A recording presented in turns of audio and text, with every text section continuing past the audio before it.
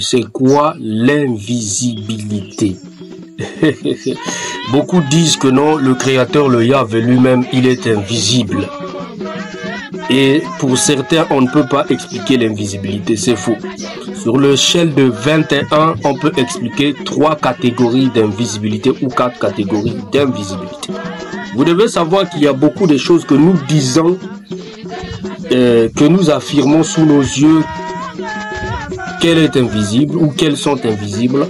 Simplement, c'est par rapport à la porte de l'illusion. Parce que l'illusion, lorsqu'on vous introduit dans une illusion, qu'est-ce qui se passe?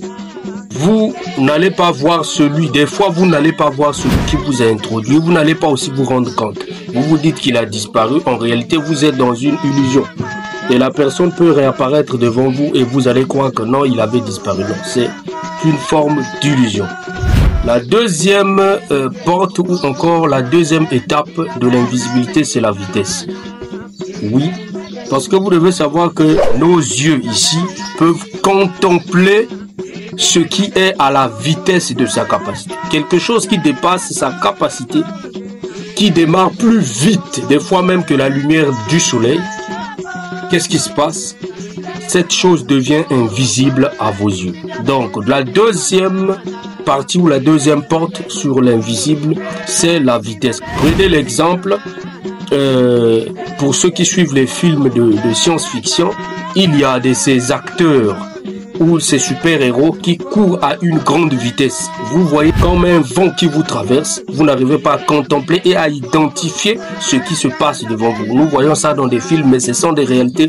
J'ai tendance à vous dire souvent, quand vous contemplez ce genre d'histoire, l'homme n'est pas créateur des pensées, donc il n'a pas la capacité de percevoir ce qui n'existe pas. Pour dire que non, c'est imaginaire. Non, ça existe dans des mondes. En quelque sorte, on veut vous expliquer que quelque part, l'invisibilité est dans la vitesse. Quand quelque chose est au-delà de la vitesse de la lumière, vous n'arriverez pas à l'identifier et à l'apercevoir. La troisième porte sur l'invisibilité, c'est le domaine des corps.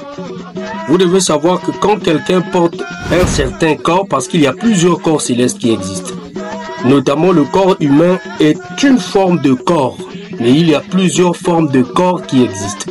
Donc quand quelqu'un porte un certain corps céleste ou spirituel, vous aurez du mal à l'apercevoir parce que vos yeux sont censés contempler ce qui est terrestre. Ça, c'est la troisième partie sur l'invisibilité. Les restes à suivre sur notre chaîne YouTube.